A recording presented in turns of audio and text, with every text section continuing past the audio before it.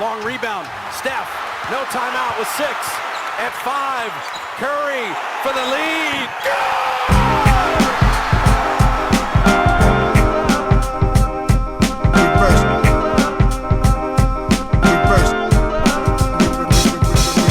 The game's a game. The game's a game. The game's a game. The game's a game. Always.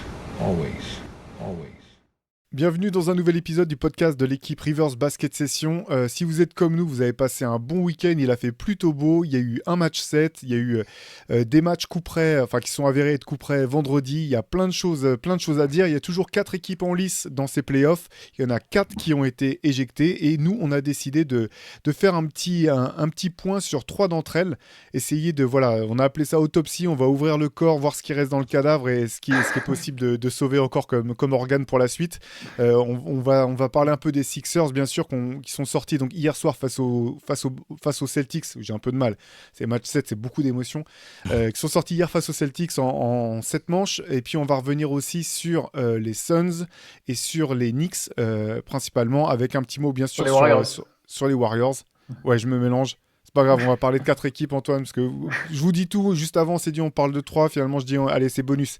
Je rajoute une équipe en plus, c'est comme ça, je me sens généreux. On va parler de 4 équipes qui ont été éjectées. Si vous avez écouté le CQFR de ce matin avec les brillants Shai et Antoine, vous savez déjà ce qui s'est passé dans ce match 7 de Boston. Ce qu'on voulait faire un peu pour ouvrir les choses, c'était revenir un petit peu quand même sur Philadelphie. Les causes et les raisons de cet échec, est-ce que c'était prévisible ou non, et puis la suite, parce que la suite va arriver très vite pour Philly.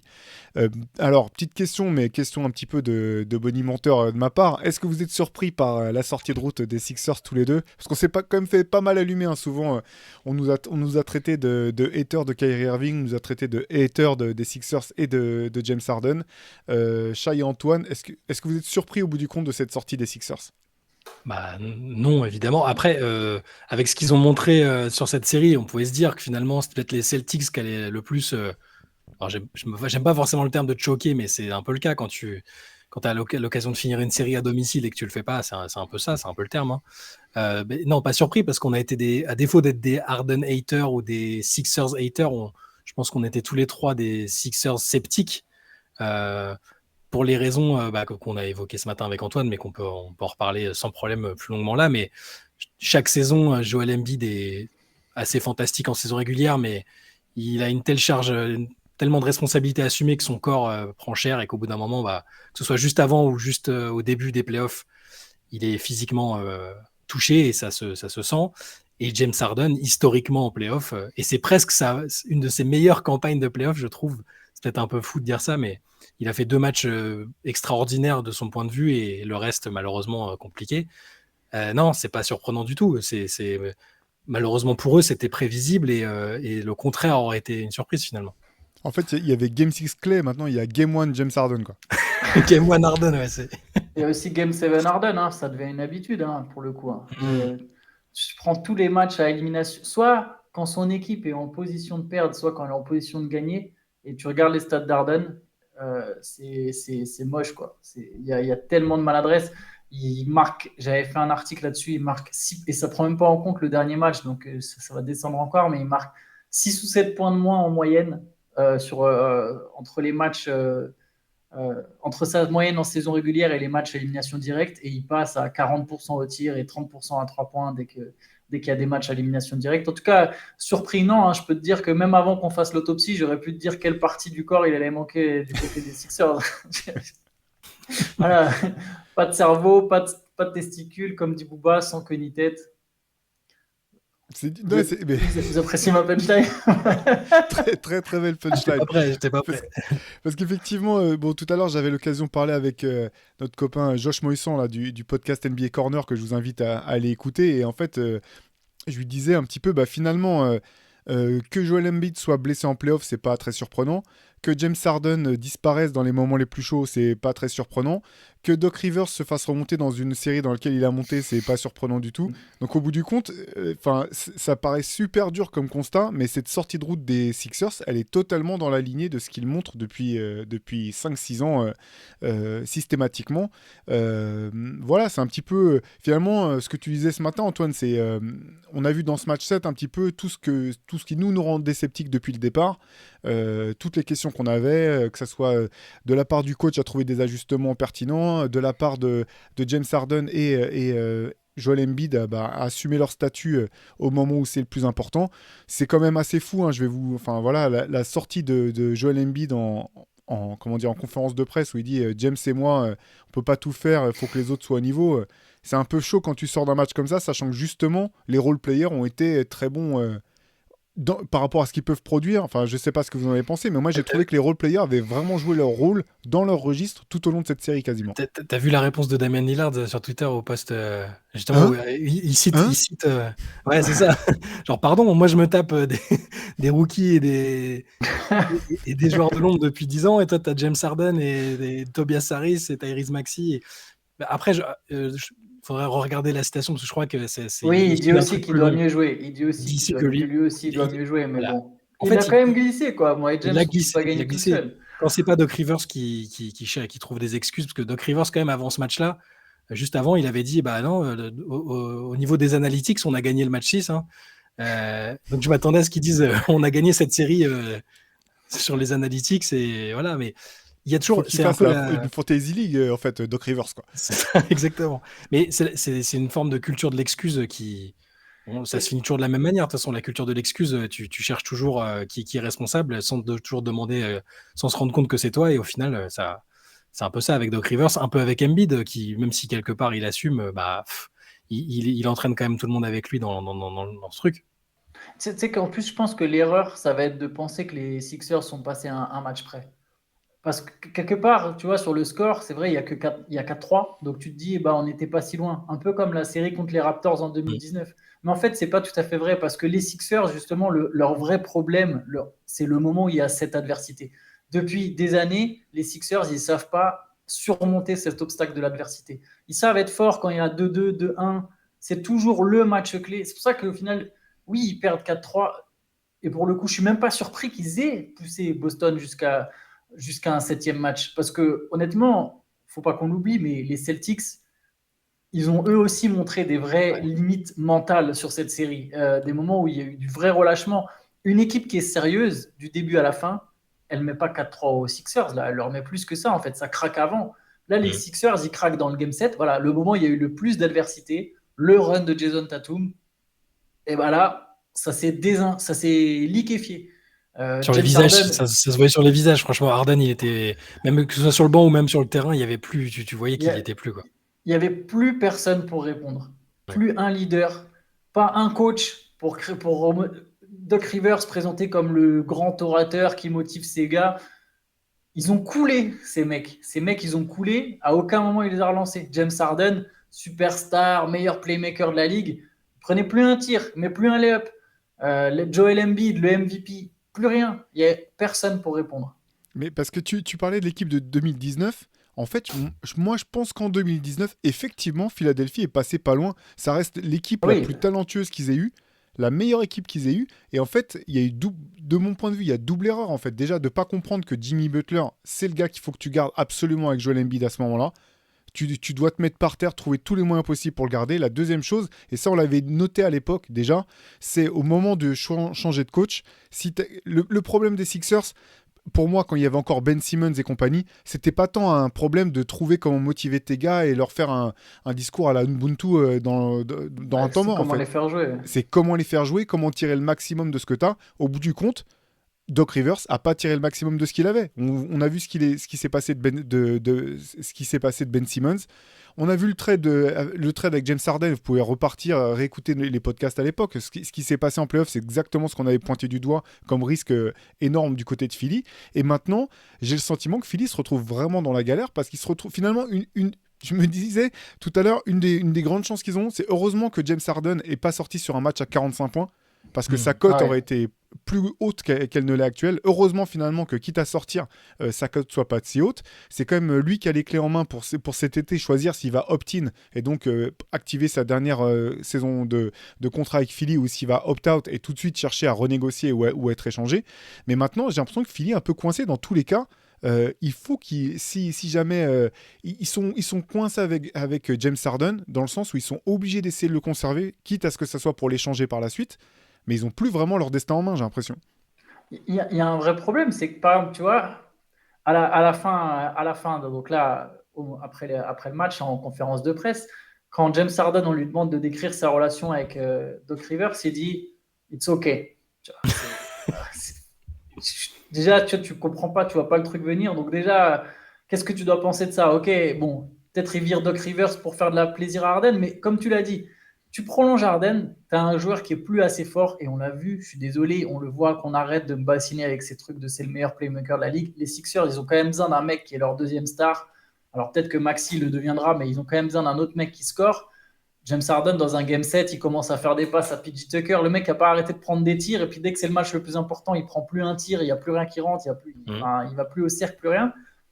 Et donc, s'ils se retrouvent avec ce James Harden, ils ont sans doute, comme tu l'as dit, Théo, un effectif pas assez fort.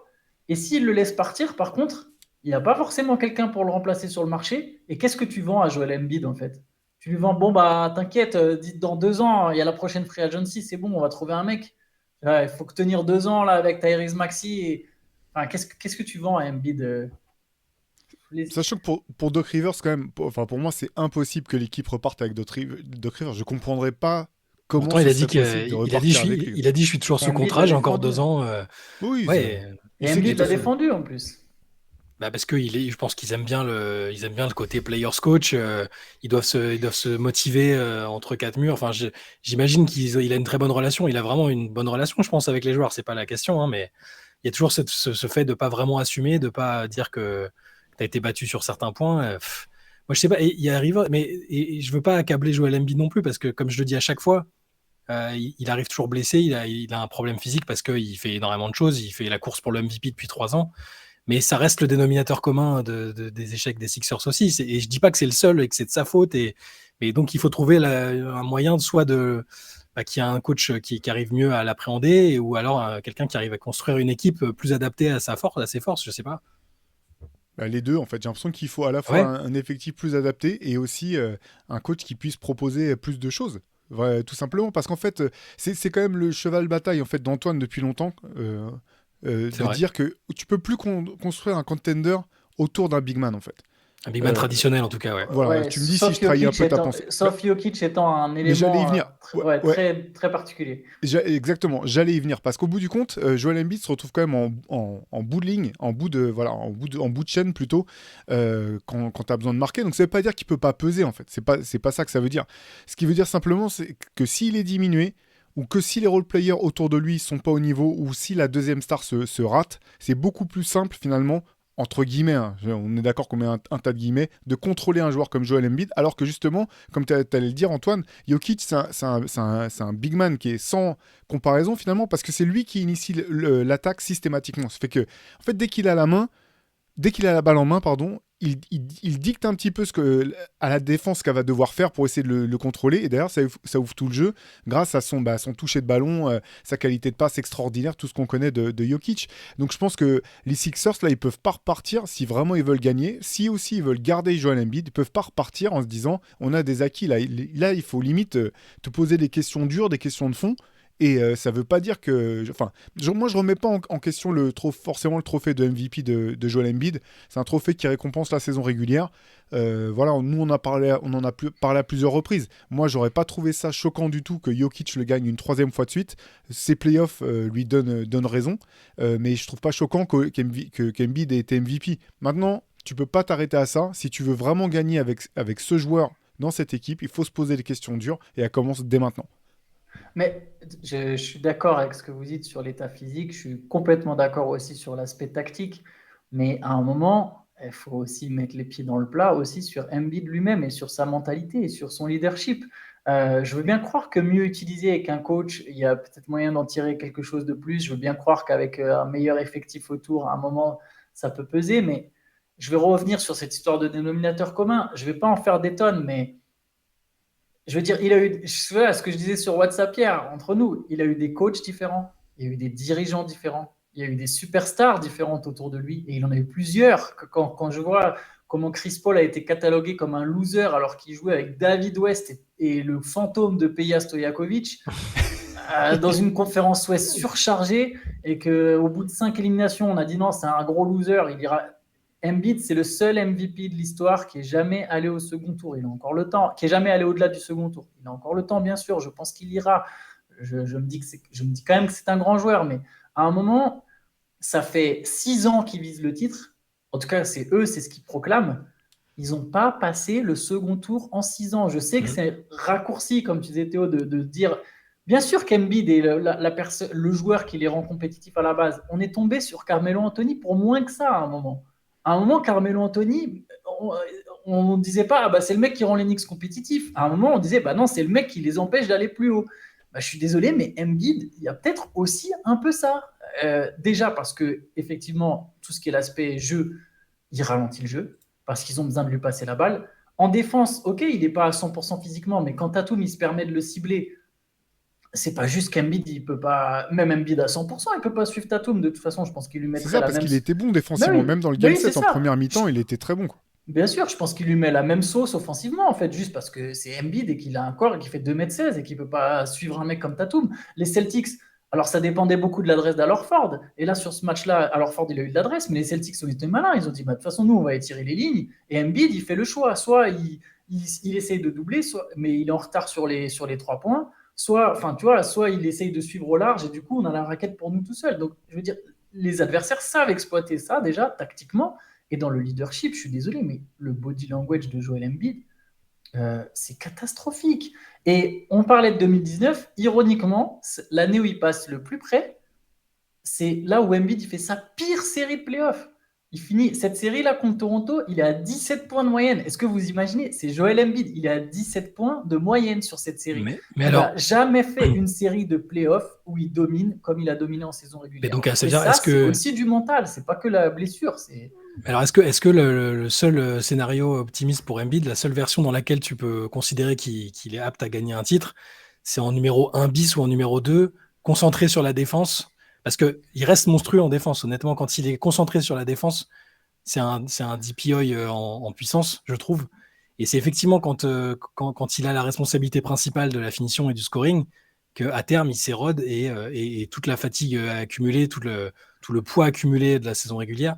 Donc, est-ce que là, effectivement, ça part de la théorie comme quoi, tu répètes souvent, comme quoi un pivot traditionnel qui n'a pas la capacité de lâcher 17 passes comme Jokic peut plus faire gagner une équipe. Donc, moi, je veux bien l'entendre, justement. Est-ce qu'il ne devrait pas se résigner déjà, du coup, à fait qu'on puisse pas gagner? En termes de talent, je pense qu'il est suffisamment fort. Donc, pourquoi pas? Tu pourrais essayer. C'est quand même un mec. Je veux dire, il y a un monde entre Embiid, Jokic et le reste des pivots. Il y a un monde. Je pense que Embiid, individuellement, il est suffisamment fort. Il faudrait un vrai supporting cast idéal, une vraie deuxième star idéale. Mais moi, ce que je voulais dire par là, c'est qu'à un moment, Embiid, avant de tout ce qui est changement autour, il y a changement sur lui-même, en fait. Moi, c'est ça que je veux mettre en avant. C'est qu'à un moment, Embiid, il doit se regarder dans une glace. Il doit se dire, mais est-ce que moi, mon attitude est la bonne? Qu'est-ce qu'il en est de moi-même, en fait? Et c'est pour ça que la quote sur « Ouais, James et moi, on ne peut pas tout faire tout seul, MGN », il fait 4 sur 18, 5 sur 18 dans le Game 7. Mais en fait, je suis d'accord. En fait, quand tu es un MVP, tu dis, c'est de ma faute, j'ai pas été au niveau, on a perdu. C'est ce qu'aurait fait Giannis. Exactement, c'est ça. Mais ça, je suis totalement d'accord avec toi. Simplement, là où je nuancerai un petit peu, c'est je pense que systématiquement, quand on dit franchise player, on pense que le mec doit être le leader. Et en fait, pour moi, il est possible que les choses soient dissociées. Et c'est là où j'en reviens un petit peu à la culture d'équipe, en fait. C'est-à-dire que dans une équipe comme les Spurs de l'époque, ou même maintenant probablement, ou dans une équipe comme le Heat, je suis d'accord, c'est pas des équipes qui sont lambda, en fait. Mais en fait, il y a une culture qui fait que même le meilleur joueur de l'équipe, s'il n'est pas au niveau, ses coéquipiers et le coach vont lui demander des comptes, en fait. On l'a vu en début de saison avec Spoelstra qui s'embrouille avec Jimmy Butler. Avec Butler, ouais. Et en gros, Spoelstra qui est pas loin de lui dire viens, on va dans le parking, et Udonis Haslem qui arrive non, c'est moi, viens, tu vas aller dans le parking avec moi, quoi. Donc c'est peut-être, j'en fais beaucoup autour de cette histoire-là, mais au bout du compte, il y a quand même une espèce de responsabilité. T'as pas vu Tim Duncan ou Jimmy Butler jamais dire franchement, Tony Parker et Kyle Lowry et Max Strus, ils sont pas au niveau. Peut-être c'est le terme, si on veut aller plus loin. C'est le bon terme. C'est le bon terme parce que je parlais de la culture de l'excuse, mais quand tu as un coach qui prend pas, qui assume pas tellement la responsabilité des trucs, parce que alors là ils ont pas perdu en menant 3-1, mais on sait chaque année à chaque désillusion que Doc Rivers, il trouve des excuses. Un coup, ça va être l'arbitrage, un coup, ça va être la qualité de son effectif, un coup, ça va être Ben Simmons qui jette sous le bus. Embiid l'avait aussi jeté sous le bus d'ailleurs. Faut pas oublier ça. Ça va avec ce que tu disais, Antoine. Et donc oui, le terme de responsabilité me paraît adapté. Mais alors du coup, comment est-ce que tu gères ça? Est-ce que c'est un nouveau coach ou un nouveau dirigeant qui change totalement la culture? Malheureusement, ça prend pas en un an. Est-ce que le supporting cast, que je le trouve pas mauvais, moi, le supporting cast des Sixers, sur le papier en tout cas. Tyrese Maxey, il a que 2 saisons pleines en NBA, je le trouve très bien. Si c'est ta 3e option, je le trouve plutôt culotté, plutôt plein de sang-froid. Autour, Tobias Harris, si c'est ta 4e option, en théorie, c'est quand même un mec qui est capable de tourner à 20 points par match. D'autant que défensivement, il a fait des vrais progrès. Il a fait des vrais progrès et des vrais efforts. PJ Tucker, c'est le genre de mec qui est censé t'amener cette culture, que ce soit en défense ou dans le vestiaire. Melton, c'est un bon petit joueur. Enfin, il y a des trucs, il y a des choses à faire en fait. Donc j'ai du mal à savoir comment ils vont régler tout ça, et c'est effectivement une sorte d'impasse, à moins de tout changer. C'est très compliqué. Mais c'est là que pour moi ça commence quand même à court terme par le coach en fait, parce que même à l'époque des Clippers, même en fait, par le dirigeant, même Daryl Morey, il a cette culture de l'excuse aussi. Non, mais c'est vrai, parce qu'en fait, quand tu écoutes les podcasts de JJ Redick qui parlent de l'équipe des Clippers, en fait, il dit tout le temps, en fait, avec Doc Rivers, tu t'entraînes pas, en fait. Tu viens, tu vois les trucs vite fait. C'est pas pour dire que ça peut pas marcher, parce que c'est pas ça en tant que soi. Mais ce que je veux dire, c'est que tu sens quand même qu'il y a quand même pas une rigueur et une demande qui est énorme, notamment autour des stars, quoi, dans cette équipe. Et à un moment, quelle équipe peut gagner comme ça? Quelle équipe peut gagner? Tu regardes les équipes qui gagnent. Tu as soit effectivement des franchise players qui sont irréprochables dans la manière dont ils se donnent. Yanis, tu vois, tu sais qu'il va passer l'été à la salle. Aux Lakers, Kobe, tu vois, qui pouvait être autant éteindre certains coéquipiers par ses exigences, mais en même temps, sur ce qu'il donnait sur le terrain à l'entraînement, tu pouvais pas rivaliser. Ou des coachs, que ce soit Pat Riley, que ce soit aux Lakers ou aux Heat, que ce soit Spoelstra aujourd'hui, Popovich. Il y a un moment, il faut qu'il y ait quelqu'un qui puisse mettre des coups de pression, y compris aux stars, si le rendement est pas ce qu'il doit être. Mais effectivement, cette équipe, tu as raison de le noter, hein, Shai. Là, faut pas croire non plus que le supporting cast était pourri à Philadelphie. Et encore une fois, je trouve que les role players ont joué dans le rôle qui était le leur, le rôle qu'on leur a donné. Moi, franchement, dès le premier tour, en fait, je trouvais que Tobias Harris finalement était pas assez responsabilisé en attaque. Tout au long de la saison, il a pu sortir des gros matchs quand il a eu l'occasion. J'ai trouvé ça dommage finalement qu'il ne soit pas une option un peu plus utilisée par Doc Rivers. D'Anthony Melton, il a fait exactement ce pourquoi il était venu. Super bonne pioche. Maxey, très bien. Je veux dire, PJ Tucker, comme vous le disiez tous les deux, même en termes de leadership, il y a je ne sais plus quel match contre Boston, là, il met un lancer franc, après il va faire un speech de ouf à Joel Embiid, et puis il revient, il met le deuxième lancer franc. Tu ne peux pas demander plus. Ça part du haut. Pour moi, ça part du haut si tu veux avoir des résultats avec les mecs sur le terrain. Mais c'est pour ça que moi j'irais même au-delà du coach. Daryl Morey, d'ailleurs, il y a direct un truc qui est sorti dans la presse. C'était juste avant le Game 7. C'était le nombre de coups de sifflet, donc non sifflés, de fautes non sifflées, à l'avantage de chaque équipe. Et ça montrait que les arbitres avaient tendance à avantager Boston. Culture de l'excuse. Très peu de doutes d'où vient, en connaissant le rapport de Morey avec les médias, j'ai très peu de doutes sur quelle est la source de tout cet article. Mais c'est pas Morey qui va sauter, de toute façon, je cherchais pas. Il va mettre un coach qu'il aura choisi, donc genre Mike D'Antoni par exemple. Daryl Morey qui est toujours très auprès de ses stars, Harden, en partie formaté par Morey. Morey, ça a toujours été les stars d'abord. Quand les Rockets n'avaient pas été champions, les Rockets avaient fait un mémo de je ne sais plus combien de centaines de pages pour expliquer pourquoi le titre 2018 qu'ils ont envoyé à la Ligue, pourquoi le titre 2018 aurait dû leur revenir parce que telle faute d'arbitrage, telle erreur d'arbitrage, enfin c'est du grand n'importe quoi. Et juste sur Embiid, bien sûr qu'il n'est pas obligé d'être le leader vocal, mais juste il y a quelque chose. À un moment, les grands joueurs, dans les grands matchs, peu importe qu'ils donnent de la voix ou pas, ils prennent le match à leur compte, en fait. Je suis d'accord. Et Embiid, en play-off, je suis désolé, il ne l'a jamais fait. Il n'a jamais dominé en play-off comme il l'a fait en saison régulière. Et je parlais tout à l'heure des stats à élimination directe de James Harden. Allez regarder aussi celle de Joel Embiid. Il y a des séries désastreuses. Contre Miami, l'an dernier, c'est catastrophique. Et notamment dans les matchs à élimination, dans les matchs qui comptent le plus. Donc ça, à un moment, c'est même pas une histoire de leadership vocal ou de quoi que ce soit. C'est je suis la star de l'équipe. Tatum, il a pris le jeu en main, quoi. À un moment, il a décidé que c'était lui. Après, il rate ou il marque, c'est autre chose, mais il a décidé que c'était lui. Quand Tatum a fait ça, il n'y a personne du côté des Sixers qui a répondu. Personne. Et j'en profite pour rebondir, parce que tu as prononcé le nom de Mike D'Antoni, Shai. Je pense qu'il mériterait quand même qu'on remette un peu de respect sur son nom, parce que finalement, les résultats des Rockets avec James Harden, Ouais. finalement, tu te demandes, au bout d'un moment, tu te demandes même la série. Finalement, c'est l'équipe des Rockets qui est passée le plus proche de pouvoir sortir l'armada invincible des Warriors. Ouais. Et c'est quand même parce qu'il y avait un coach qui avait trouvé comment tirer le maximum de James Harden. Je pense. Hein. Alors, c'est pas le James Harden de l'époque, n'est pas le James Harden d'aujourd'hui. Mais voilà quoi. Non, c'est vrai, C'est complètement. pas Doc T'as Rivers. raison. Enfin, bref. Je vais pas refaire une tonne sur Doc Rivers, hein, sur Glenn Rivers d'ailleurs, pardon. Mais bref, sortie et de route, donc assez logique, je pense. Un été pas simple, ça va commencer quand même. Je pense que pour le choix du coach, il faut que ça soit rapide. Si jamais ils veulent pas garder Doc Rivers, je pense qu'il faut pas tarder. Il y a quand même des coachs intéressants qui sont sur le marché. On pense notamment à Nick Nurse et Il y a Mike Budenholzer qui est là. Exactement. Kenny Atkinson qui est assistant Warriors. Monty Williams. Ouais, exactement. Donc il y a, voilà, je pense qu'il faut que Philadelphie aille vite si elle veut, si le club veut pouvoir rebondir, se pose les bonnes questions. Et puis de toute façon, en ce qui concerne James Harden, c'est pas eux qui ont les cartes en main, donc ils seront obligés de subir un petit peu le bon vouloir de James Harden et la loi du marché. Tu parlais de Monty Williams, je vous propose qu'on parle un petit peu qu'on enchaîne avec Phoenix. Ouais. Alors là aussi, immense déception forcément du côté des Suns, vu les espoirs et puis le coup de poker un petit peu qui a été le trade de Kevin Durant. Monty Williams qui a finalement été le premier à sauter. On a vu aussi que des rumeurs laissaient entendre que les Suns allaient chercher à échanger de manière agressive Chris Paul et à remodeler l'effectif. Il y a la question aussi d'Andre Ayton qui reste toujours en suspens. Est-ce que son avenir était conditionné au fait que Monty Williams reste ou pas? Est-ce que sa motivation peut repartir de l'avant avec un nouveau coach? Est-ce que le trade est la meilleure solution, sachant que Antoine, tu avais des idées de trade, je pense, dont on pourra parler. Je vais me permettre de commencer finalement. Phoenix, je trouve que là aussi, leur sortie est pas, pour moi, c'est pas une immense surprise.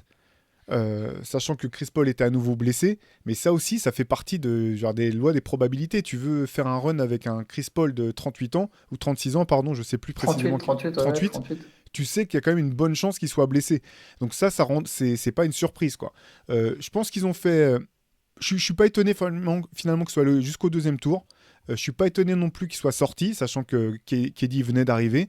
Je pense que cette équipe a quand même de l'avenir, mais que son avenir est relativement court. Qu'il va pas falloir gâcher trop d'autres saisons avec Kevin Durant à ce niveau-là. Je pense que le niveau qu'a atteint Devin Booker doit donner beaucoup d'espoir aux Suns dans le fait que finalement ce trade n'est pour l'instant, je pense, pas encore un échec. C'est l'été... bien sûr, si ça avait été couronné d'un titre, ça aurait été le succès immédiat. Mais je pense que tout n'est pas perdu. Par contre, effectivement, cet été, il y a du boulot aussi pour cette équipe parce que la marge, finalement, temporelle, est pas si large que ça. Ouais, il y a deux choses, c'est que à la fois je suis, alors c'est pas encore une fois, c'est rien contre les Suns en tant qu'organisation, contre les joueurs en question, et je l'ai assez répété, j'aurais été un peu déçu que avec le coup de poker s'avère gagnant et qu'ils aillent jusqu'au bout parce que voilà, moi j'aime bien le fait que là on retrouve les 4 mêmes équipes qu'en 2020 avec une politique de continuité sur les mêmes tandems stars ou le même joueur star pour Miami. Je suis content, j'aime quand ça récompense du travail sur le long terme, sur de la fidélité.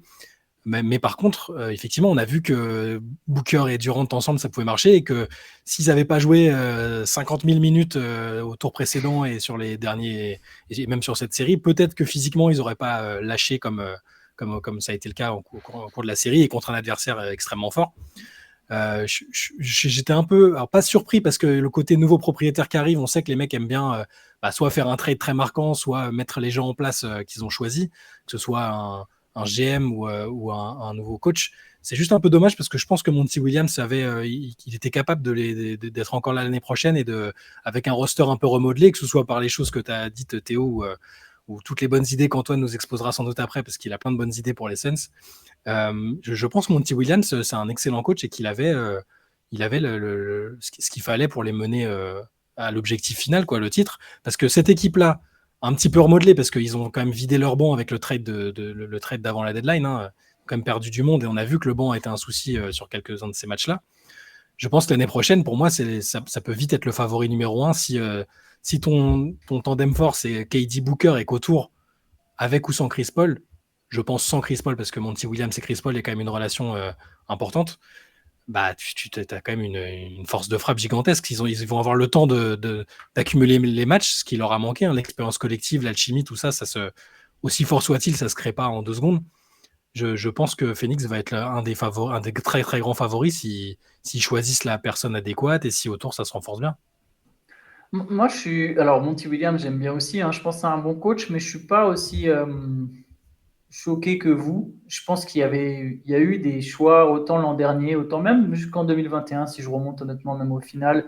Il y a eu des choses. Après, personne n'est parfait, personne n'a la science infuse, et du coup, c'est facile à dire en plus de ma position d'extérieur très loin, mais je pense que Monty Williams avait aussi montré quelques limites des fois. Donc en fait, tout dépendra de qui est nommé derrière, selon moi. Effectivement, si tu fais partir Monty Williams, qui est quand même un vrai bon coach confirmé, faut pas te rater derrière. Si c'est un Nick Nurse qui arrive, par exemple, je pense que Phoenix y gagne au change, sincèrement. De toute façon, l'histoire montre que tu peux gagner avec ton coach qui vient d'être nommé. Hein. David Blatt est allé en finale NBA dès sa première saison avec Cleveland. Steve Kerr a été champion dès sa première saison avec Golden State. Donc ça, à la limite, je ne suis pas inquiet du fait qu'il nomme quelqu'un d'autre, surtout si c'est un coach qui a de l'expérience et qui a un pédigré comme Nick Nurse. Pour moi, c'est la meilleure cible pour Phoenix. La bonne base, je vais revenir sur ce que tu as dit, Théo. En fait, les playoffs de Booker, pour moi, ça offre tellement de possibilités aux Suns, en fait. On en avait déjà parlé un peu dans un podcast, je crois, mais à partir du moment où Durant, c'est plus forcément obligatoirement ton meilleur joueur, même si c'est peut-être encore ton meilleur joueur, mais du moins, tu n'es pas obligé que ce soit lui ton meilleur joueur, ça change tellement de perspective. Tu vois, c'est pas le Durant de 2021. Je pense que s'il y avait eu le Durant de 2021, les Suns, ils auraient peut-être été champions dès cette année, malgré leur effectif, malgré tout ce qu'on veut dire, parce qu'ils auraient eu juste 2 joueurs trop forts. Mais même sans avoir le Durant de 2021, ce Durant-là, avec une équipe mieux entourée, je pense qu'avec un meilleur supporting cast, je pense que Phoenix avait un vrai shot pour le titre. Et là, en fait, de nos jours, on n'est plus trop à l'époque des Big Three, en fait. Tu n'es plus obligé d'avoir 3 stars. Tu vois, les Lakers, ils ont 2 vraies stars et ils ont un gros supporting cast autour avec une identité. Les Nuggets, ils ont une superstar, 2 très bons lieutenants et une identité. Le Heat a une star. Boston a 2 stars. Tu vois, tu n'es plus obligé d'avoir un Big Three. Eux, ils ont déjà les 2 pierres les plus dures à trouver, quoi. Ils ont en Booker, ils ont déjà un des rares joueurs qui peut, je pense, t'emmener au titre. Je pense que Booker a atteint cette catégorie. Et en Kevin Durant, on a un deuxième. Et ça, en fait, c'est du luxe. Déjà, à partir de là, t'as entre guillemets juste à construire autour. Alors, ça, c'est le plus gros du taf, mais c'est en même temps, peut-être, c'est pas le plus facile. C'est ça le paradoxe. Trouver les 2 stars, c'est le plus difficile. Et pourtant, les entourer n'est pas non plus le plus facile. Je sais que ça peut paraître bizarre dit comme ça, mais et du coup, moi, je pense qu'il y a plein d'opportunités. Si on parle de transfert, je pense qu'il faut qu'il presse Indiana. Si Ayton veut plus jouer, pardon Théo, t'es dire que... Ouais, je voulais dire un truc juste avant que tu parles de trade, d'idée de trade, si tu me permets, Antoine, juste Ouais, sur bien sûr. Kevin Durant, en fait, parce que il a signé une des meilleures saisons régulières de sa carrière. Il est encore très très fort, mais c'est vrai que pour moi, il reste sur les 2 dernières séries de playoffs sur lesquelles il est sorti, l'an dernier contre Boston et cette année contre les Suns, me font quand même me poser des questions sur sa capacité à être le Kevin Durant qu'on a connu en playoff. Et je pense qu'il y a un petit peu une formule, alors c'est facile à dire, mais qui se dégage, c'est des arrières longs, athlétiques et costauds lui posent quand même des problèmes. L'an dernier, face aux Celtics, on l'avait trouvé... on reconnaissait même plus Kevin Durant. Cette année, Aaron Gordon lui a posé pas mal de problèmes. Ouais. Et je parle pas simplement d'adresse, je parle des ballons perdus. Dans ces 2 séries, il a perdu des ballons qui sont pas du tout dans son style de jeu, qu'on était limite, tu comprends pas comment ni pourquoi il perd ses ballons. Je pense qu'il y a quand même un signe là-dessus qui est pas anodin pour un joueur qui a connu autant de blessures dans sa carrière. C'est pas pour dire que c'est plus une star ou que qu'il peut pas t'aider à aller très loin, mais c'est pour ça je voulais dire ça juste avant que tu parles des possibilités de trade. C'est que je pense malgré tout, je suis tout à fait d'accord avec ce que tu disais, Antoine, sur le fait que tu peux faire ça autour d'un Big Two, mais je pense qu'à Phoenix, il faut que le 3e joueur soit quand même vraiment un joueur d'impact. Et que même cette année, même si Chris Paul avait joué la série, je suis pas sûr que les Suns seraient passés, pour les mêmes raisons, parce que je pense que c'est plus du tout le Chris Paul qu'on a connu, et que si jamais il y a un deal, que ce soit pour Chris Paul ou que ce soit pour DeAndre Ayton, il faut que cette 3e option, ce 3e joueur, quel que soit son rôle, quel que soit son profil, soit vraiment un joueur d'impact. Enfin, Non, pardon. clairement. Mais en tout cas, Kevin Durant ne peut plus faire une campagne de playoff où il domine de la tête et des épaules, comme ça semblait être le cas en 2021, où au final, il passe peut-être à une pointure du titre. Après, il n'y aura pas toujours en face un Aaron Gordon, c'est ça aussi. Et Kevin Durant, je pense de toute façon maintenant, c'est la franchise de Booker. Kevin Durant, c'est du bonus. Si c'est un 1 bis, c'est parfait. Si c'est un 2, c'est parfait. Peu importe. Tu vois, le fait, faut juste qu'il soit là, en fait. Et après, par contre, ouais, je te rejoins, il faut des joueurs d'impact. Je pense que ça reste beaucoup tourné dans les rumeurs, mais Fred VanVleet, et notamment si Nick Nurse signe, je ne sais pas encore exactement quelle est la relation entre Nick Nurse et Fred VanVleet, mais bon, ils se connaissent bien. Mais VanVleet va être une cible, enfin, ça serait le joueur parfait pour Phoenix. Il peut jouer avec ou sans le ballon, il peut mettre des gros tirs. Lui, il va être en quête, il a déjà été champion NBA, il a de l'expérience. Ça ressemble trop à un bon fit. Ça ressemble trop à une bonne idée, j'ai peur, moi. La reconstruction qui s'annonce à Toronto me laisse penser que VanVleet va peut-être partir des Raptors. Et là, il y a une vraie possibilité. Et je pense qu'en fait, il faut construire avec des mecs solides. Il faut presque prendre exemple sur les Lakers, en fait. Tu vois, là, les Lakers sont 2 stars et derrière, il y a du solide autour, quoi. Mais t'as pas peur que... Moi, j'ai peur du fameux syndrome du nouveau propriétaire hyper enthousiaste qui veut marquer le coup tout de suite. Et il a l'air d'aimer le star power parce que sinon, il n'aurait pas fait le move pour Kevin Durant, on est d'accord. J'ai peur qu'il essaie de faire venir Kyrie, par exemple, ou enfin, tu vois, une star qui est plus si... ça reste une star médiatique, et qui est encore un beau joueur, mais VanVleet, je trouve que ce serait une super idée, mais j'ai peur que ce soit trop évident, presque. Je sais déjà, pour faire venir Kyrie, il faudrait qu'il fasse des transferts avant. Il faudrait déjà. Et est-ce que les Mavs ils prennent un sign and trade pour Chris Paul en échange de Kyrie? Je suis même pas sûr, tu vois. Ayton intéresserait plus les Mavs que Ouais, Chris Paul. voilà, c'est ça. Mais ouais, bien sûr, ouais, ça c'est vrai. Là, il y aurait cette possibilité, mais on verra, hein, oui. Je sais pas, est-ce que Kevin Durant il veut vraiment toujours jouer avec Kyrie Irving, honnêtement? Je sais pas, il le dira pas, il nous fera croire que oui. Je serais Mais... étonné, quoi. Moi j'ai l'impression que Kevin Durant, alors c'est dur à dire parce que c'est impossible de le comprendre et de savoir exactement ce qu'il veut, mais je pense quand même que ça lui a servi un petit peu de leçon. Je sais pas, jusqu'à sa prochaine crise identitaire. J'ai l'impression que publiquement, il va toujours il aura des bons mots pour Kyrie, genre c'est son pote. Mais je pense il y a quand même 2 choses. Un, il a demandé son trade de Brooklyn une fois que Kyrie avait opt-in. En gros, tant que Kyrie n'avait pas opt-in, il n'était pas trop pour se barrer. Et 2, ouais, enfin, je sais pas, j'ai l'impression que le fait de se détacher, enfin, qu'il y a un espèce de détachement de Kyrie, au moins sur l'aspect purement basket, de se rendre compte, bon, ok, c'est peut-être pas tout à fait ce qu'il nous faut.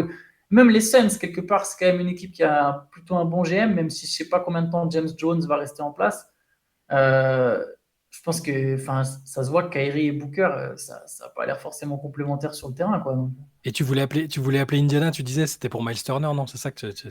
Ouais, alors je pense qu'il y a d'autres options à explorer, mais je pense qu'Indiana fait partie des équipes qui valuent DeAndre Ayton assez fortement.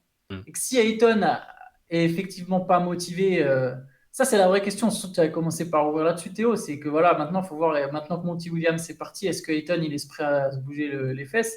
Si c'est pas le cas, je pense que des joueurs comme Miles Turner, TJ McConnell, ça c'est un trade qui pour moi tient la route. Ces 2 gars-là contre Ayton.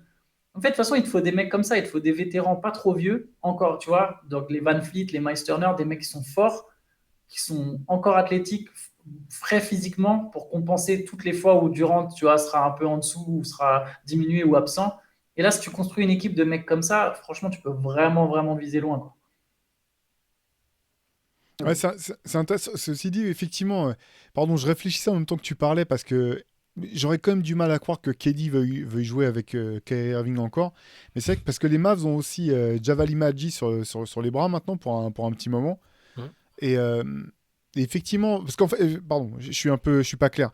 Ce que je veux dire, c'est que souvent les équipes qui se font sortir quand elles se reconstruisent en se disant, faut pas qu'on se retrouve dans la même situation. Donc souvent, elles sont un peu marquées par l'équipe qui vient de les sortir des playoffs. Et je me dis que si t'as plus Ayton, t'as quand même besoin d'un mec qui va pouvoir potentiellement défendre contre Jokic quelque part. Donc je pense qu'il faudra que les Suns recherchent de la taille. Du coup, je repensais à Dallas et au fait que si que McGee aurait pu être une dorée qui aurait pu intéresser Phoenix, vu qu'il a déjà joué à Phoenix. Mais effectivement, je vois peu de raisons pour lesquelles KD voudrait jouer avec Kyrie quand même. Ça me semblerait trop dingue, quoi. On verra après. C'est vrai que des fois, la NBA, la réalité dépasse tellement la fiction. Mais sur Moi aussi, l'épaisseur, ce que tu dis d'épaisseur, c'est un deal qui a effectivement du sens pour les deux. Moi, j'ai tendance à croire quand même que DeAndre Ayton est encore suffisamment jeune et talentueux. Et puis, il a montré quand même des choses. Genre, cette année, il a régressé, mais il a quand même montré qu'il avait un niveau qui pouvait être impactant dans une équipe qui va jusqu'en finale NBA. Donc, je pense que sa valeur est encore assez forte. On a clairement la relation avec Monty Williams, elle était devenue exécrable déjà l'année dernière. On sait que ça se passait pas bien, ils l'ont reconnu publiquement, ils se parlaient pas. Bon. Après, ça doit pas justifier de pas faire faire aussi peu d'efforts et d'être l'ombre de lui-même comme il l'a été.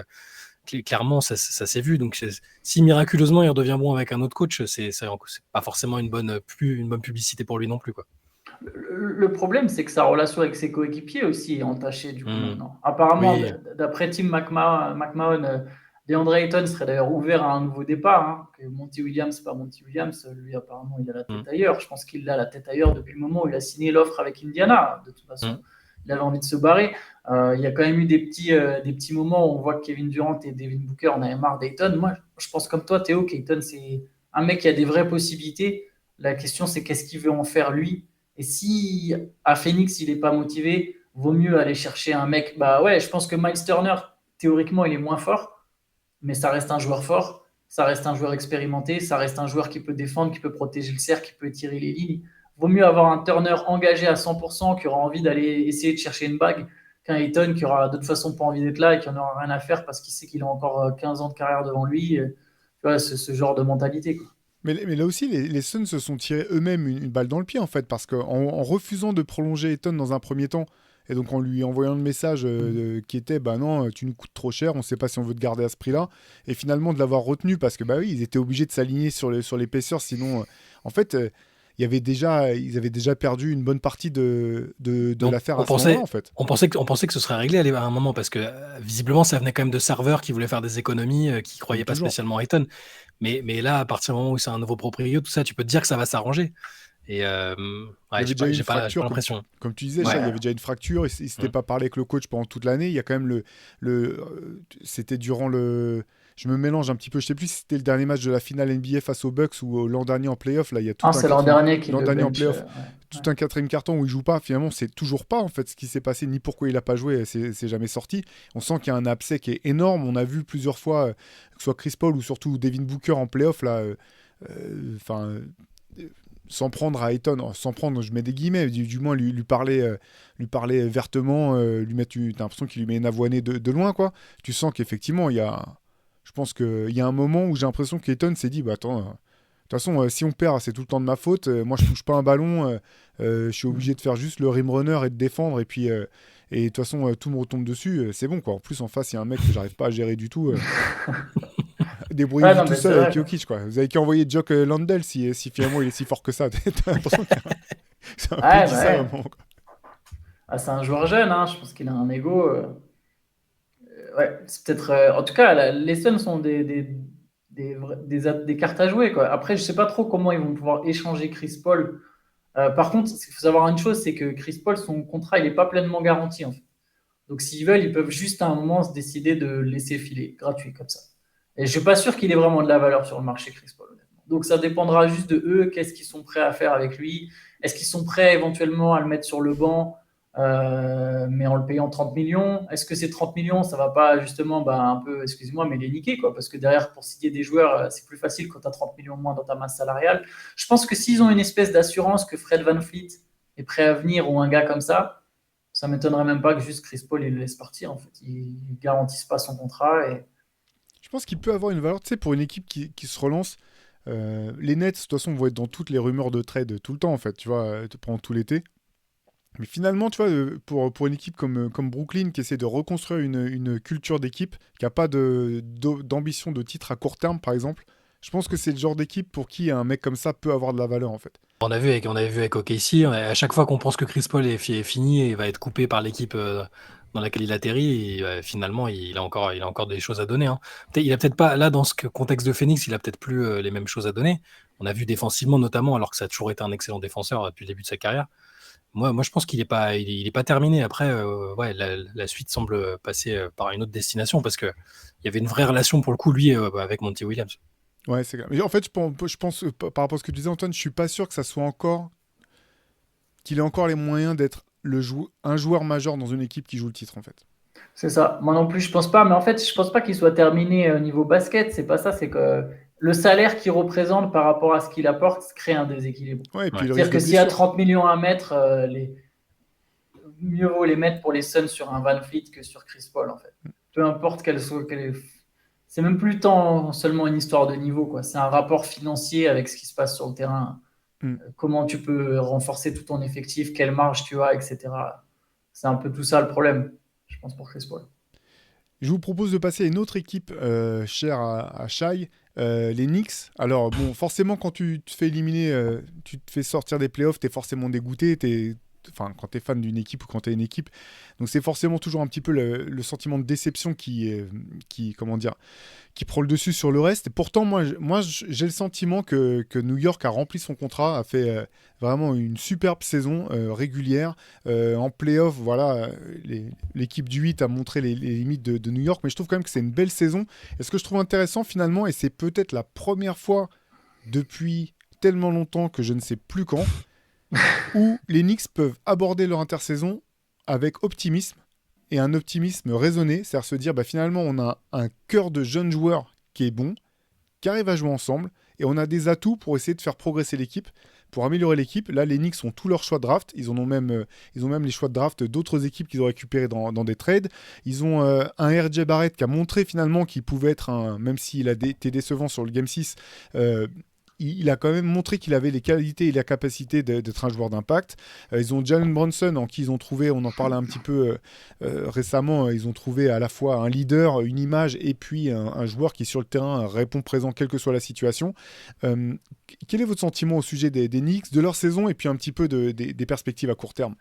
On va commencer avec toi, vu que c'est toi le plus new-yorkais de nous trois. Là. Non, mais pour la saison, c'est forcément, comme je disais ce matin, tu leur aurais dit ça en début de saison, et même après les premiers mois où il y avait des rumeurs de siège éjectable pour Tom Thibodeau. Hein. Il avait du mal à trouver sa rotation, tout ça. Ils auraient signé des deux mains si on leur avait dit qu'il serait éliminé qu'en demi-finale de conférence.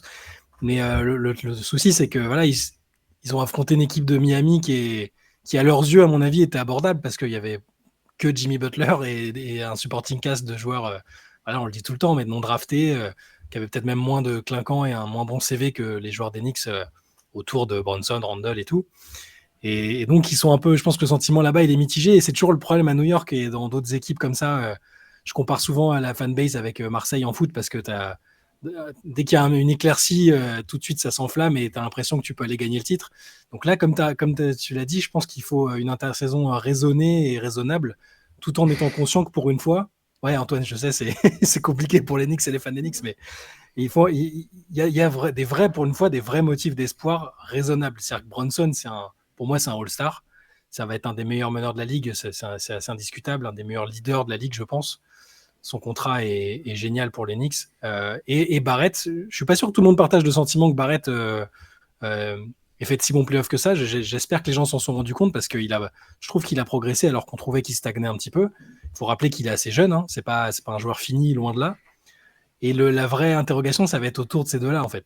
Parce que, bon, Mitchell Robinson a progressé, clairement. Il a été super dominant sur la première série, mais après, il a remontré quelques limites au niveau des fautes, tout ça. Et puis, il y a la question Randle qui est centrale, finalement. Parce que tu sais pas comment le catégoriser. Est-ce que c'est un leader, un joueur 1A, 1B de l'équipe? Quand il est bon, il est très bon et il porte tout le monde sur les épaules. Quand il est pas bon, il contamine tout le monde sur le plan négatif. Et c'est compliqué. Il a une relation avec les fans des Knicks qui est ultra conflictuelle. Un coup, c'est le chouchou et il est All-Star et c'est le premier All-Star depuis je sais pas combien de temps. Un coup, c'est de sa faute à lui parce que c'est lui qui met pas les tirs. Je pense qu'il sera tradé, à mon avis.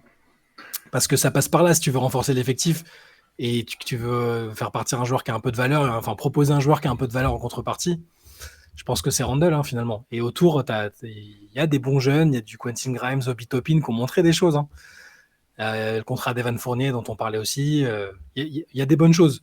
Je trouve que c'est encourageant et pour une fois, il faut essayer de pas s'enflammer et de pas tout de suite dire c'est bon, il faut jouer le titre maintenant qu'ils ont été en demi-finale. Il faut être raisonnable. Voilà. C'est pas simple quand on est à New York, mais je pense que c'est ce qu'il faut faire. C'est ce qui me fait peur, moi. C'est de me dire Oui, est-ce bah qu'ils oui. arriveront à être raisonnables. T'as Je raison. pense que, moi, je trouve aussi que Barrett a fait des bons playoffs. En fait, je trouve que ce qu'il y a de positif dans les playoffs de Barrett, c'est l'impression que si tu lui fais de la place, il a le talent pour s'affirmer. Et qu'on a vu des petites onces de développement, des petits flashs, mais qu'il y a un éléphant in the room qui prend un peu de cette place. Et pour moi, c'est Julius Randle. C'est pas pour taper sur Randle ou le placer en bouc émissaire, mais j'ai l'impression que Barrett a ce qu'il faut et que par contre, il faut lui laisser la place. Et que pour lui laisser la place, il faut se séparer de Randle. Ouais, c'est ça. Et quitte à prendre. Obi Toppin a aussi fait des bons playoffs, en fait. Oui. En tout cas, il a fait des bons passages. C'est un role player, donc c'est un peu difficile de dire est-ce qu'il a fait jusqu'à des bons playoffs, mais il a eu des vrais bons passages. Et peut-être que lui, il peut être promu dans le 5, en fait. Et que Barrett aurait plus d'espace s'il y a un Obi Toppin à côté de lui plutôt qu'un Julius Randle. Et moi, je serais comme toi, je serais d'avis de prendre le truc difficile qui est de se dire, en fait, qui est juste de prendre du recul et de se dire, ok, on a été bon, faut pas qu'on s'enflamme non plus, donc faut pas qu'on se mette à tenter d'aller chercher un Karl Anthony Towns parce que d'un coup on se dit qu'il nous faut une star, mais faut pas non plus qu'on ait peur de transférer un joueur qui est un de nos joueurs majeurs, Julius Randle. Moi, voilà, si les Knicks font ce move où ils transfèrent Randle et quelle que soit la contrepartie, très honnêtement, sachant que c'est un joueur qui peut quand même rapporter quelque chose, hein, c'est un bon joueur, hein. Mais je veux dire, j'ai même pas besoin que les Knicks ils récupèrent forcément un joueur majeur dans le lot en échange. Je me dis que juste déjà le fait que ça laisse de la place à Barrett pour son éventuel développement, c'est potentiellement un plus pour New York. Et pourtant, si les Knicks sont les Knicks, on sait qu'ils vont essayer d'aller chercher un 4 ou un joueur comme ça. Bah, c'est ça. Bah, il y a déjà des rumeurs. Hein.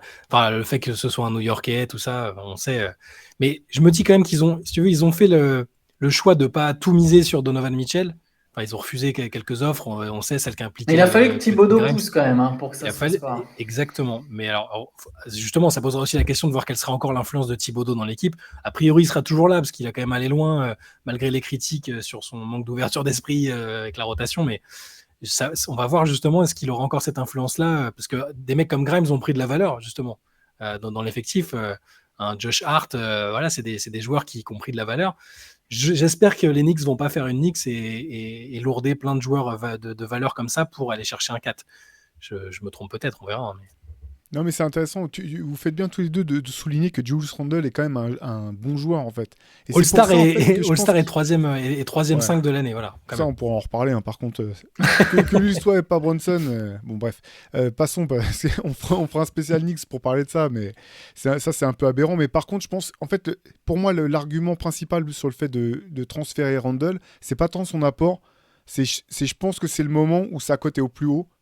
Et je pense, je suis peut-être trop pessimiste, mais j'ai tendance à croire qu'elle ne peut que baisser en fait, à New York en tout cas dans ce contexte, et que là c'est certainement le meilleur moment pour avoir le meilleur retour sur investissement. Je pense quand même qu'il leur faut un joueur d'impact, moi malgré tout, comme vous, j'ai trouvé que Barrett avait fait des bons playoffs, mais je suis pas sûr que ça puisse, je suis pas encore sûr que ça puisse vraiment être le joueur d'impact que New York attend. Donc je pense qu'il y a besoin d'aller chercher plus fort. Mais par contre, ce qui est bien, et c'est vrai que ça va être ça le test en fait, c'est de voir si New York a enfin la patience d'essayer d'attendre la bonne offre et de pas se tuer tout seul en dilapidant toutes ses économies d'un seul coup, quoi. Moi, j'en ai une potentielle, hein, mais on parlait de Toronto tout à l'heure. Il y a peut-être un Siakam à aller chercher. Alors, Randle, ça suffira pas. Il va falloir que tu mettes il va falloir que les Raptors aient une carotte, mais pas dans le sens arnaque, mais il va falloir donner des pics avec. Mais un 5 avec Siakam, Robinson, Bronson, Barrett, Grimes, ça ressemble trop à une bonne idée pour les Knicks. Ça joue très bien quand même. On est d'accord, d'autant qu'il y aura quand même le dossier Josh Hart à régler du côté de New York. Hein. Je pense que c'est vraiment un joueur qu'il faut que New York arrive à garder, sachant qu'il est free agent cet été si je ne me trompe pas. Donc il y a d'autres équipes qui vont venir frapper à la porte aussi, mais oui, et là, je pense que ce que tu as ciblé, Antoine, là, c'est effectivement, comme tu dis, Shai, c'est le type de deal parfait pour New York. Ouais. Après, les Knicks, c'est bien, ça va donner un bon indicateur sur qui est Léon Rose, en fait. Comment ça se passe dans cette franchise. Ils ont presque eu de la chance, finalement, de ne pas faire Mitchell. Mitchell a été excellent, hein, mais est-ce que l'équipe aurait aussi bien tourné avec Mitchell et Bronson? Bon, on ne saura jamais. Hein. Il y aurait eu un talent de plus, ça c'est sûr, mais on verra ce que Leon Rose, est-ce qu'il arrive à être raisonné, justement.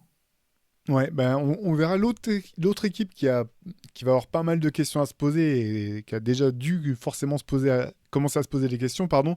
C'est bien sûr les Warriors, les champions en titre qui sont sortis finalement donc en 6 manches contre les Lakers. Surprise, pas surprise. Moi, ce qui m'a surpris quand même, c'est de voir surtout les Warriors montrer ce visage-là en fait dans le Game 6. Je m'attendais pas à ce qui tombe de cette manière-là. Et j'ai l'impression que, un petit peu comme Philadelphie, d'une certaine manière, Golden State a surtout payé finalement ses erreurs. J'allais dire le terme erreur, mais c'est pas forcément ça, mais c'est plus Golden State a fait des paris qui n'ont pas été gagnants. Le principal, c'est quand même celui de Jordan Poole. Donc je pense qu'il y a, comme on en a déjà parlé, il y a... c'est fou, je bug complètement sur les noms là. Draymond Green. Décris-le. Trop dur. Oh là, le mec qui est en roue libre. Draymond Green, donc, qui a un choix, donc il peut activer sa dernière année de contrat cet été. De toute façon, ça, faudra que ce soit réglé. Il y a Klay Thompson qui arrive aussi en fin de contrat. Quel est votre sentiment sur cette équipe des Warriors? Est-ce que c'est vraiment une fin de cycle complet? Est-ce qu'il y a encore de l'espoir pour les Warriors de pouvoir rejouer encore les cadors avec Stephen Curry? Et comment vous voyez ça tous les deux? Cette version-là des Warriors, elle n'a pas fonctionné. Le pari de début de saison d'essayer de responsabiliser les jeunes pour moins tirer sur les vieux, entre guillemets, n'a pas fonctionné. Jordan Poole n'a pas été digne de son contrat. Alors après, on peut revenir sur l'incident de début de saison. Hein. Je pense que ça n'a pas été anodin sur l'atmosphère de l'équipe tout au long de l'année, entre Draymond qui a donné l'impression de prendre des pincettes, de ne pas être tout de suite réaccepté dans le groupe, et Poole qui, sur le terrain, a jamais vraiment réussi à s'en remettre ou à juste être digne du contrat. Il y a un peu des deux, je pense. Hein. C'est pas que l'incident avec lui, mais sportivement, il faut reconnaître que pendant les playoffs, Poole n'a pas été à la hauteur du contrat qu'est le sien, des attentes qui ont été placées en lui, et même du niveau qu'il avait montré parfois la saison dernière, où c'était quasiment la deuxième option offensive de l'équipe. Donc je pense que sous cette version-là, non, ça peut plus. On en avait déjà parlé, mais j'ai aussi l'impression, et je sais pas, je pense que c'est ce qu'Antoine disait aussi, c'est que il va falloir que ce soit ou Draymond Green ou Jordan Poole, et plus probablement Jordan Poole qui soit utilisé comme atout dans un trade, peut-être pour reconstruire un peu différemment. J'ai l'impression que Draymond va rester. En tout cas, il manifeste l'envie de rester. Il va en tout cas activer son option. Après, est-ce que les Warriors décideront de continuer avec lui? Je ne sais pas. J'ai quand même l'impression qu'il a une telle histoire avec cette franchise qu'il devrait rester. Mais ça va aussi beaucoup dépendre, je pense, de ce qui va se passer avec Bob Myers, le GM, parce qu'on ne sait pas. Je pense que ça va être un dossier clé. S'il reste, il y aura probablement une certaine continuité. S'il s'en va, il faut exclure absolument rien du tout parce que c'est l'architecte de cette équipe. Je pense que, tu vois, on dit que tout part d'en haut. Cette saison-là, en fait, c'est peut-être le résultat de toutes les brouilles qu'il y a eu tout en haut depuis maintenant 2 ans. Quand je dis tout en haut, je parle vraiment de l'organigramme de la franchise, au-dessus de coach, au-dessus de Steve Kerr, même au-dessus de Bob Myers. On sait qu'il y a toute une partie de la franchise et des actionnaires, on parle de propriétaires, d'actionnaires, qui étaient pour continuer avec vraiment les cadres historiques et jouer le titre à tout prix, et qui était pour transférer le 2e choix de la draft avant même qu'on sache que les Warriors prennent Wiseman, pas Wiseman, et qu'il y a une partie de la franchise qui était plus en mode non, nous on veut jouer sur tous les tableaux, on est fort maintenant, mais on prépare aussi l'avenir parce qu'on sera fort aussi dans 15 ans. Et il y a eu cette division pendant des années, enfin pendant 2 ans maintenant. L'an passé, ça a quand même marché, donc on aurait pu avoir l'impression que effectivement jouer sur les 2 tableaux, ça a marché, même si je pense honnêtement que les jeunes, à part Poole, qui s'est révélé d'un coup, on peut contribuer au titre de l'an dernier. C'est du autoporteur, c'est les Gary Payton, c'est les cadres et bien sûr les Curry, Thompson, Green qui font gagner le titre l'an dernier. Les jeunes n'ont pas voilà, comme je dis, à part Poole, il n'y a pas eu un. C'est pas vraiment une équipe qui a gagné tout en développant ses jeunes. Et je pense que là, cette saison, elle est la conclusion de cette dispute et qu'elle donne une réponse claire. C'est que, bah non, en fait, les jeunes sur lesquels on avait voulu miser, jamais ils porteront ta franchise dans 15 ans, en fait. Jordan Poole, je pense qu'on voit tous aujourd'hui, et je parle même pas de ses performances, mais juste de son attitude. On voit que c'est pas un franchise player de demain, c'est pas Stephen Curry. C'est dans le leadership, dans la défense, dans le comportement. Alors oui, il est jeune, mais c'est pas Stephen Curry. Jonathan Kuminga, il a du talent, mais je pense que c'est pas non plus un vrai All-Star en puissance, même si il jouait même plus à la fin. Il jouait même plus. Alors, jouait plus. Peut-être qu'il deviendra All-Star un jour en se développant, mais c'est pas un multiple pérennial All-Star qui va porter la franchise. Wiseman, ils ont déjà fait un trait dessus. Ils ont fait un trait dessus pour faire revenir Gary Payton 2, donc c'est même pas. On parle même à une époque, le pick c'était contre du Bradley Beal, tu vois, c'était du All-Star en échange. Donc je pense que là, le mouvement jeune de cette franchise, il est dead. Je pense que toute cette partie au sein du front office qui était pour cette direction a perdu son pari. Maintenant, tout indique que justement, on va jouer le coup jusqu'au bout avec nos cadres, et puis quand ça se cassera, quand ils seront trop vieux, tant pis, on repartira de zéro et basta. Va savoir ce qui se passera. C'est comme les Spurs, tu vois, tu auras une période de transition, puis tu vis et tu meurs avec ta dynastie. Mais pour ça, je pense, comme toi, que d'abord, ça passe par Bob Myers. Si Bob Myers décide d'arrêter, il peut y avoir du trade en pagaille du côté de Golden State. S'il reste, et du coup, après, je vous laisse la parole là-dessus, les gars, mais je pense que s'il reste, c'est OK, on a Draymond, Clay et Steph. Ça, c'est notre base. On va vivre et on va mourir avec. Qui on rajoute et Kevin Looney. Comment on fait pour renforcer cette base? Et là, effectivement, il y a transfert de Jordan Poole qui me paraît évident. Peut-être même transfert de Kuminga aussi. Et là, Wiggins. c'est vraiment porte ouverte. Wiggins, je pense que c'est inclus que dans un méga star. Genre, Wiggins, c'est celui qui lâche s'il y a une méga star, s'ils peuvent aller chercher une méga star. Sinon, je pense qu'il fait partie maintenant de la base, quoi. Non, c'est intéressant tout ça, effectivement. En fait, j'ai l'impression que cette équipe, vraiment, là pour le coup, je parle d'équipe, elle a les cartes en main. C'est-à-dire que s'ils veulent continuer à écrire leur histoire, avoir une chance d'aller chercher un titre de plus, il faut que chacun fasse des efforts quelque part. Et effectivement, je suis d'accord sur l'importance de Bob Myers, mais si Bob Myers reste, si vraiment cette équipe veut rentrer au Panthéon, en fait, comme vraiment l'une des équipes mythiques de tous les temps, il faut des efforts de chacun, et ça va passer par des efforts contractuels.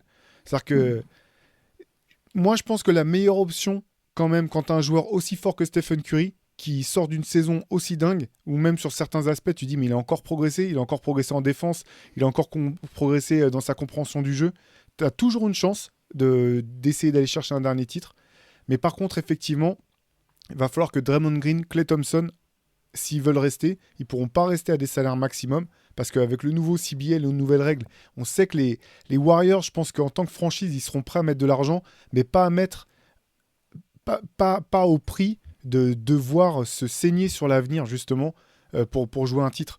Dans le sens où là, les règles du nouveau CBA ont des implications hyper fortes pour les équipes qui dépassent le salary cap plusieurs fois de suite et qui le dépassent trop, où là, même tu perds l'opportunité de faire des sign and trade, l'opportunité de pouvoir trader certains de tes assets. C'est des répercussions très lourdes en termes de compétitivité.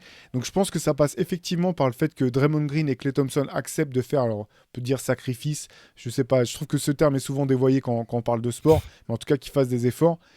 Et derrière, je pense qu'effectivement, Jordan Poole, tout à l'heure on parlait de DeAndre Ayton qui a régressé, mais Jordan Poole c'est même pas ça en fait, parce que Jordan Poole, s'il n'est pas à son niveau offensif de l'an dernier et que derrière il continue à défendre comme il l'a fait cette année, et quand je dis défendre, je suis plutôt cool comme gars d'utiliser ce terme. Franchement, c'est juste, tu peux pas justifier un niveau pareil en fait. Même des mecs qui étaient dans ce rôle-là, je pense à des Jamal Crawford ou des gars comme ça, qui était uniquement fort en sortie de banc, qui t'apportait des points, tu sais, maintenant, Jamal Crawford, il va nous mettre 15 points de suite, et tu sais qu'il va pas défendre beaucoup. Il te pénalisait pas de la même manière que Jordan Poole. En fait, Jordan Poole, entre un bon tir et un mauvais tir, la seule différence, c'est si ça rentre ou pas, en fait. J'ai l'impression qu'il prend que des mauvais tirs, grosso modo, ou du moins, il prend beaucoup de mauvais tirs. Je suis critique, hein, mais en fait, si tu prends plein de mauvais tirs et que t'en mets 49%, eh ben ouais, ça vaut le coup. Si tu as les pourcentages que tu as eu cette année et que derrière, non seulement tu défends pas, mais qu'en plus tu fais des fautes stupides. Dans la série contre les Lakers, il a enchaîné les fautes plus bêtes les unes que les autres.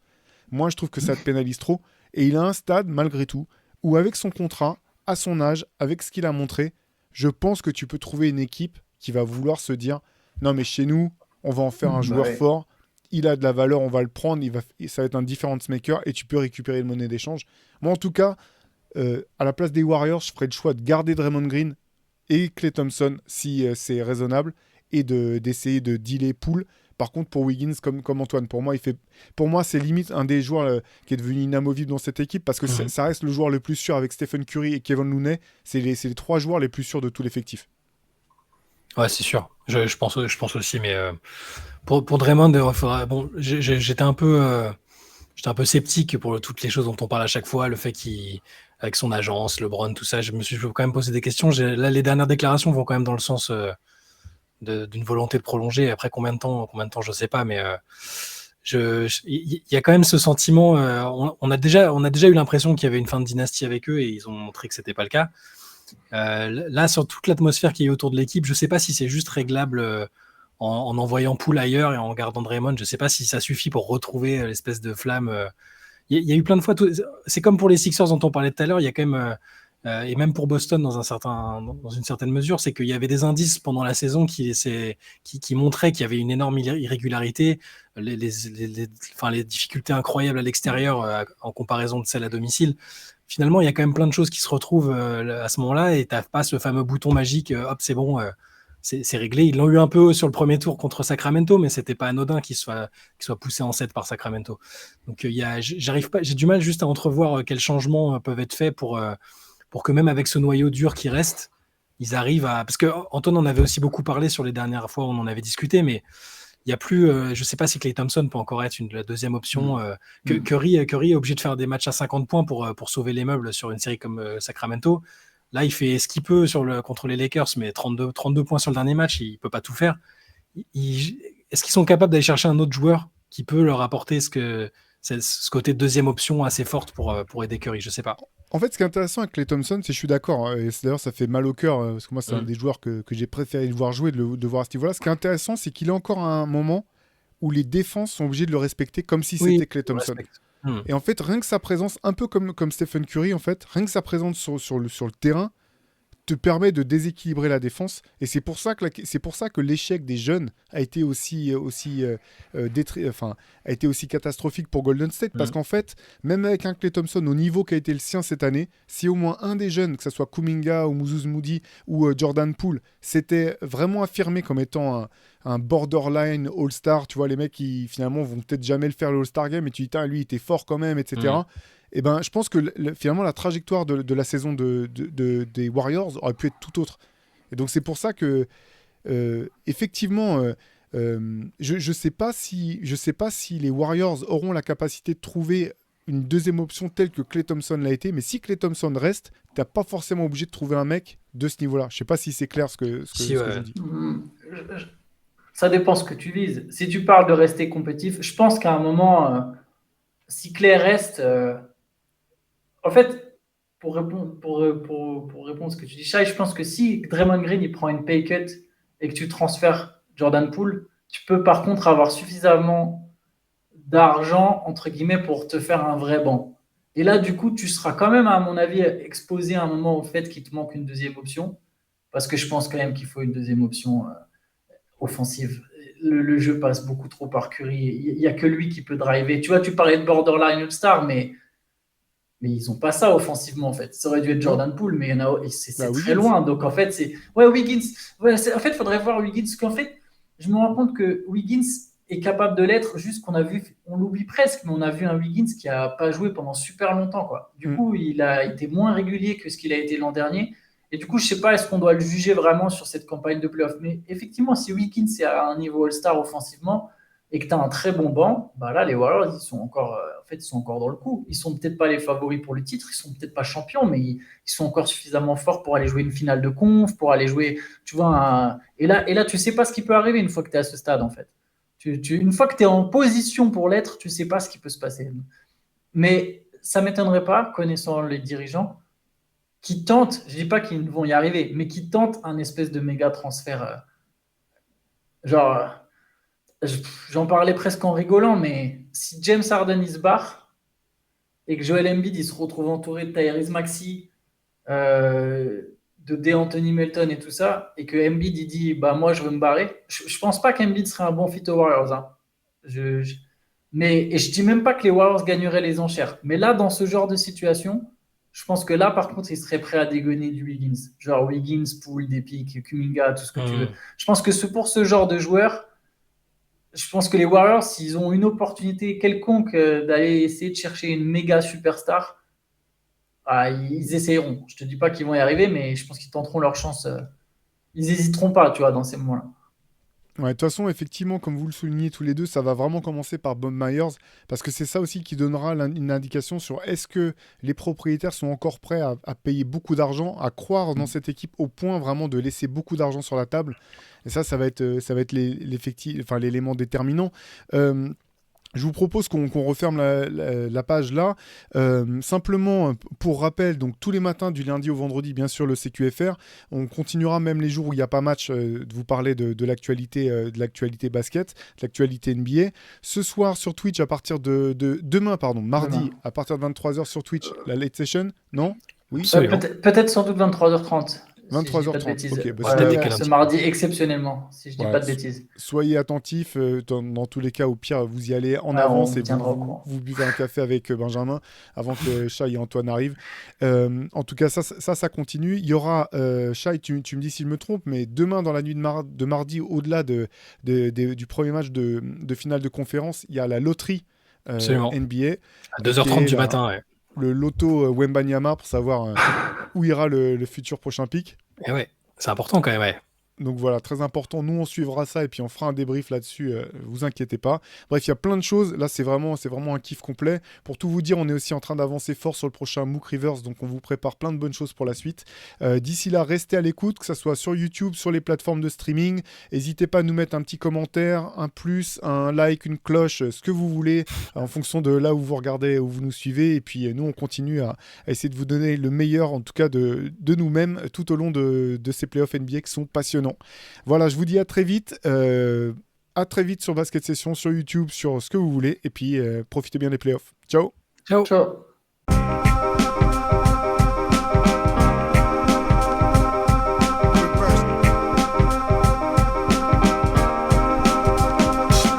The game is out there, and it's either play or get played.